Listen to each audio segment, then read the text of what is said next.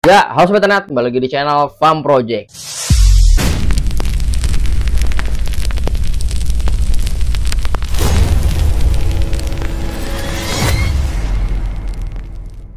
Oke, good afternoon everyone. Selamat sore semuanya, sobat-sobat internet. Kembali lagi dengan Bang Fem di sini. Bang Fem in the house, yo.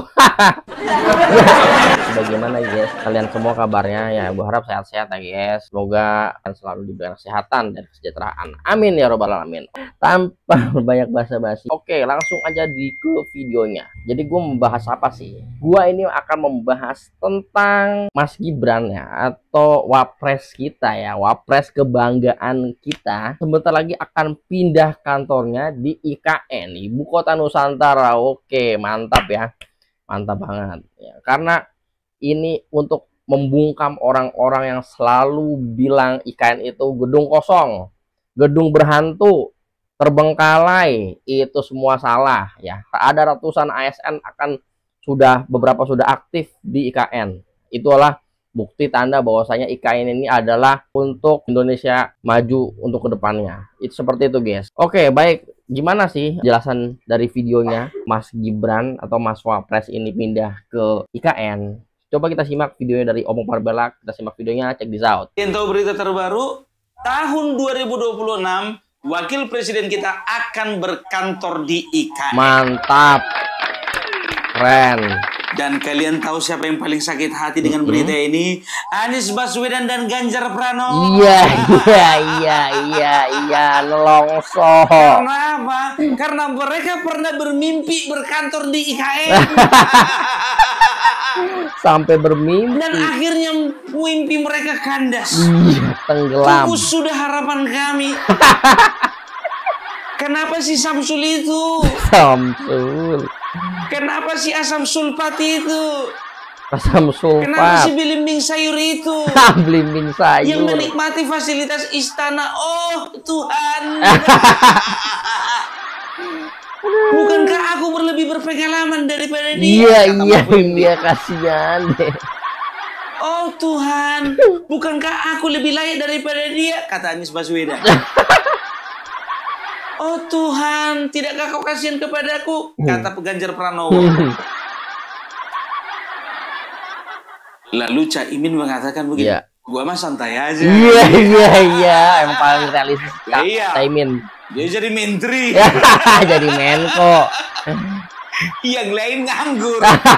Nganggur yang lain. Betul. MD nganggur, Anies Baswedan nganggur, apalagi Ganjar nganggur, ya kan? Yang kerja cuma Caimin. Itulah enaknya kalau punya partai, Cok. Betul banget. Aduh. Beberapa waktu yang lalu kalian tahu ya, kalau nggak salah ini tahun lalu sih. Itu Deddy Sitorus itu mengatakan begini ya, kalau bisa nanti sebaiknya itu wakil presiden nggak perlu ngantor di Jakarta, ngantor aja di IKN. Aku berpikir dalam hatiku, jadi kau yang ngurusin kantor orang.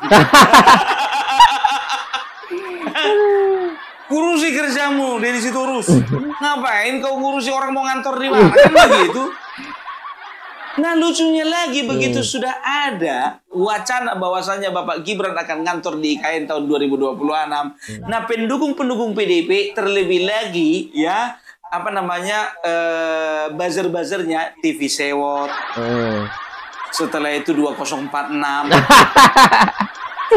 Itu mengatakan begini, ya kan, seolah-olah mereka mengatakan begini. Ya inilah tanda bahwasanya Bapak Prabowo sedang berusaha menyingkirkan Gibran. Konyol.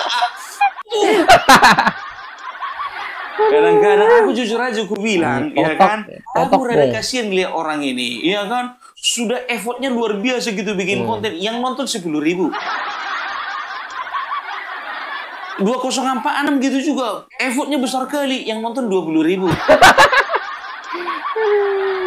Kan begitu. Nah, Opung Parbelak kalian perhatikan jujur aja, ya kan, dalam 2 jam, cuma 2 jam ya, itu yang nonton bisa sampai 40.000. 2 jam.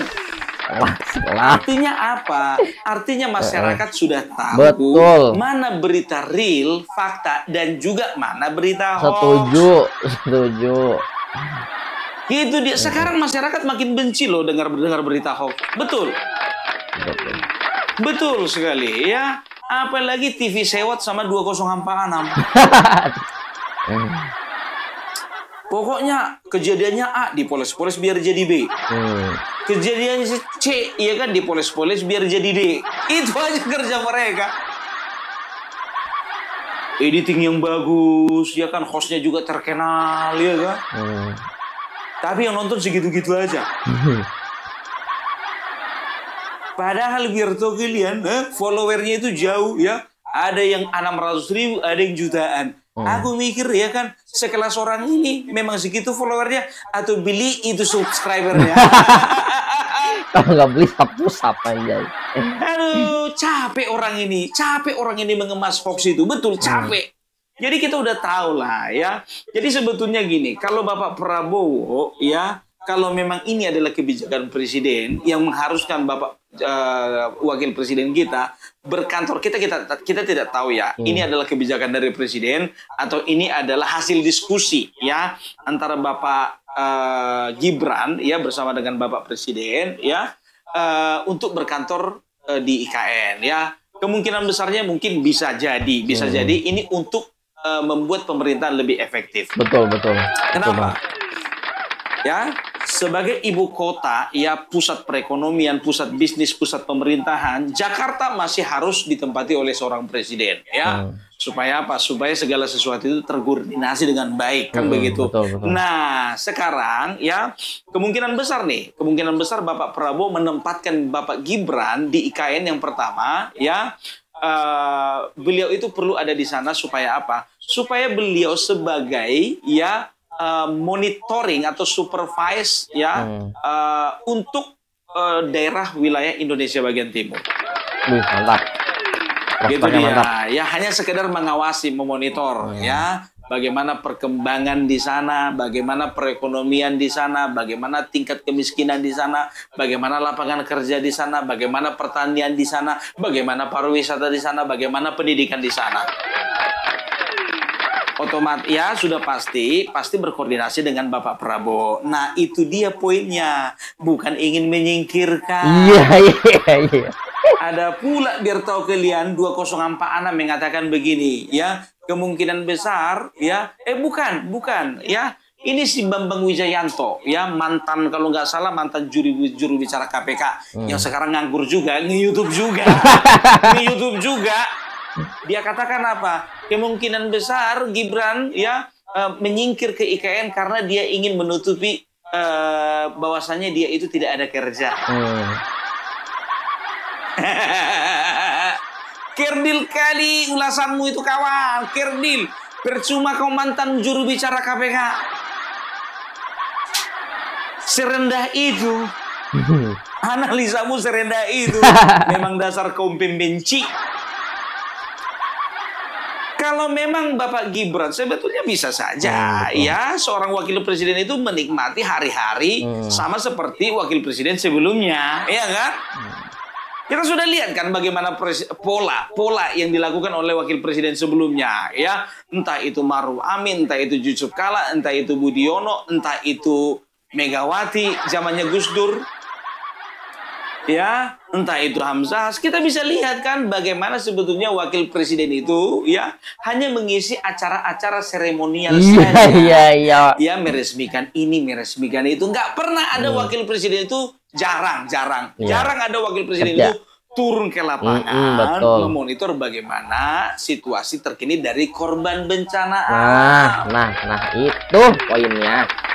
Kan begitu, lihat sendiri Bapak Bapak Gibran ketika beberapa minggu di luar negeri, Bapak Presiden, siapa yang handle di dalam negeri? Bapak Gibran toh. Jangan kita itu mau disesatkan dengan pikiran-pikiran seperti ini, pikiran sesat ini. Dan kalian tahu kenapa ada pikiran-pikiran seperti itu? Ternyata setelah ku amati ya, karena aku tergabung di dalam beberapa organisasi dan tergabung di dalam beberapa grup, ya. Ternyata aku sudah melihat, ya, ada pihak-pihak yang ingin memang betul-betul berusaha memecah belah antara Bapak Prabowo dan juga Bapak Gibran. Artinya apa? Ya, mereka berusaha untuk menyingkirkan Bapak Prabowo, menarik sejauh mungkin dari pengaruhnya dari pengaruhnya terhadap Bapak Joko Widodo. Betul, betul.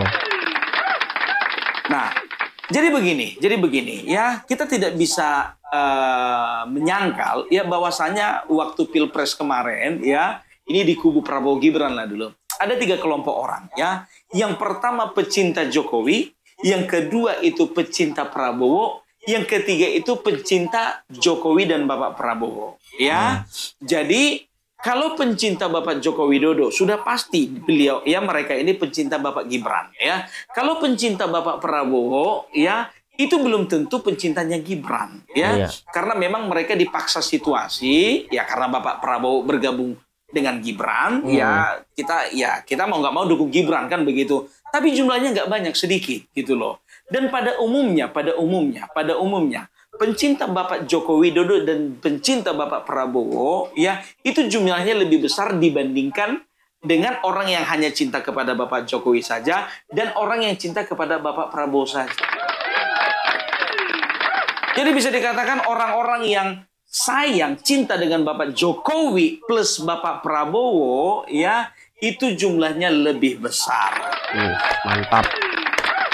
Nah, tapi kita nggak bisa menutup kemungkinan ada saja pihak yang tahu ya bahwasanya ada kelompok orang yang cinta sama Bapak Prabowo ya, tapi nggak suka dengan Bapak Joko Widodo. Karena apa? Karena mungkin ini adalah sakit hati masa lalu atau dendam masa lalu ketika mereka berseberangan ya. Artinya dari kubunya Bapak Prabowo ada yang bisa menerima ketika mereka bersama-sama dengan Bapak Joko Widodo, tapi ada juga yang tidak bisa menerima gitu loh ya.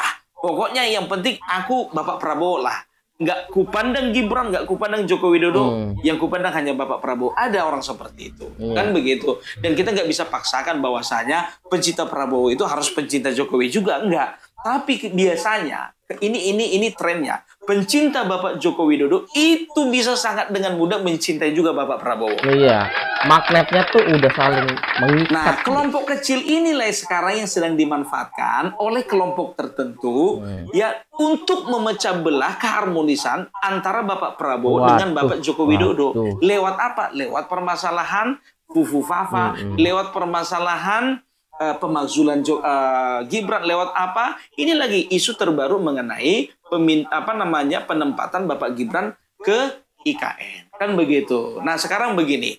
Kalian pasti pernah ingat, aku pernah mengatakan seperti ini. Kalian ingat isi petisi itu. Ya, harus kembali ke Undang-Undang Dasar 45. Setelah itu mereka itu mendukung Bapak Prabowo, tapi tidak dengan Gibran. Mereka itu mendukung kabinet Bapak Prabowo, tapi sebaiknya mereshuffle menteri-menteri yang ada kaitannya dengan Bapak Joko Widodo. Setelah itu loncat lagi ke pertambangan, setelah itu loncat lagi ke IKN. Kalian perhatikan pertama-tama ya, mereka mengatakan kembali ke Undang-Undang Dasar 45. Tapi fokus utama kemarin itu masalah apa? Masalah pemakzulan Gibran. Kan gitu. Kenapa fokusnya tidak mengenai Undang-Undang Dasar 45? Tapi fokus mereka itu adalah item nomor 8 Gibran. Setelah itu apa? Kalian perhatikan ya, masalah tambang ya. Ini sudah mulai kelihatan ya. Kalau nggak salah itu petisi item nomor 4, masalah tambang.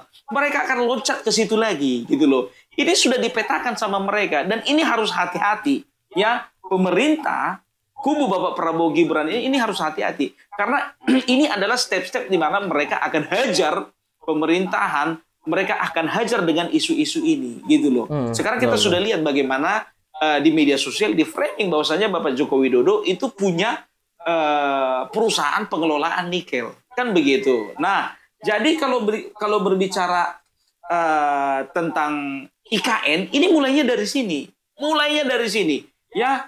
Sekarang kan kita sudah lihat bahwa banyak yang menyatakan, ya iya, lebih bagus di situ saja Gibran. Karena apa? Karena di situ kan daerahnya mangkrak. Untuk apa berkantor di sana banyak orang? Untuk apa presiden ke sana? Lebih bagus wakil presiden di sana karena itu mangkrak.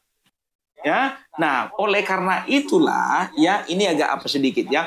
Oleh karena itulah ya Opung Parbelak bersama dengan teman-teman ya dari YouTuber Nusantara ini sudah melihat ini semuanya. Sudah melihat ini semuanya. Dan kita memiliki misi besar yaitu Opung Parbelak bersama dengan YouTuber Nusantara akan pergi bersama-sama ke IKN ya, kita akan bikin konten di sana, kita akan men-shoot ya spot-spot yang ada di IKN sana dan kita akan siarkan kepada kalian semua. Betul. Mantap. Dan kalian tahu ya, ini sering kali ku katakan sama kalian, berulang kali Opung Parbelak mengatakan sama kalian, kami ajukan hal ini kepada Bapak Joko Widodo ya, mengusulkan niat ini dan Bapak Joko Widodo mengatakan apa? Yo wes monggo, nanti kalau YouTuber Nusantara akan berangkat ke IKN, berkabar supaya saya temani. Wih, respect Bapak Jokowi. Itu Bapak dia Prabowo, ya. Jadi misinya itu yaitu kita akan memperlihatkan kepada kalian semua bahwasanya di IKN itu tidak seperti yang dikatakan oleh semua para pembenci. Betul, betul itu ini. Ya, seperti itu guys ya. Intinya adalah Bapak Gibran akan Mas Gibran ini akan pindah ya, ngantornya itu di IKN gitu. Nah, di kubu sebelah, kubu pembenci yang kemarin kalah Pilpres, mereka pada berisik guys, pada nyerang Bapak Gibran segala macam, tentang inilah, tentang IKN lah, tentang kata seperti apa. Dan di Sitorus juga mengomentari si Mas Gibran ini apa lama-lama kantor di Jakarta, ya udah pindah di IKN karena kan di sana kan udah ada tempat gitu ya. Ini si Deddy Sitorus belum pernah digeprek sama Panji Nyaro ya. Jadi inti semua video yang tadi dijelaskan Opung, bahwasanya kita akan perlihatkan, membuktikan pada saat kita YouTuber Nusantara ke IKN, kita akan tunjukkan, kita akan liput ya hal-hal yang dibilang para pembenci ini ya, yang katanya gedung kosong, yang katanya gedung berhantu, yang katanya gedungnya mangkrak. Kita liput segala macam aktivitas, fasilitas unit-unitnya yang di IKN. Pokoknya lihat aja deh keseruan pada saat YouTuber Nusantara goes to IKN ya. Oke, terima kasih yang nonton. Jangan lupa like and subscribe. See you the next on video. Stay healthy and stay waras. Sam Project signing out. Bye bye.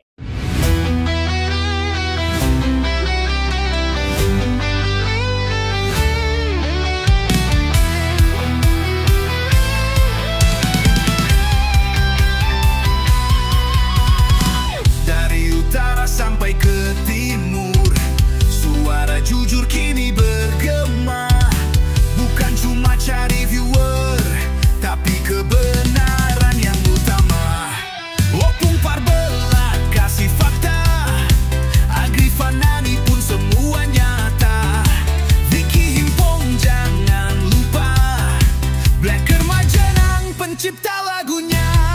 Kami adalah YouTuber Nusantara, bersatu untuk lawan hoax bersamaan. Tak gentar terus berkabar untuk bangsa demi masa depan Indonesia. Banyuwangi Official ayo maju, AR Mahmud Ilmu, Fam Project Sirait Media, kebenaran selalu juaranya. Rainaldo Bastanto bicara tegas, Rainaldi SB tak pernah lepas. Wanto B kreatif penuh ide cerdas, Kandra update info paling jelas. Bukan sensasi, bukan tipu daya, kami berdiri untuk berita nyata. Rakyat butuh cahaya, dan kamilah yang pertama. Oh, kami adalah YouTuber Nusantara, bersatu untuk lawan hoax bersamaan. Tak gentar terus berkabar untuk bangsa demi masa depan Indonesia. Bersama rakyat kita kuat, saring dulu sebelum sebar. Cinta damai benci hoax, kami YouTuber cinta Indonesia.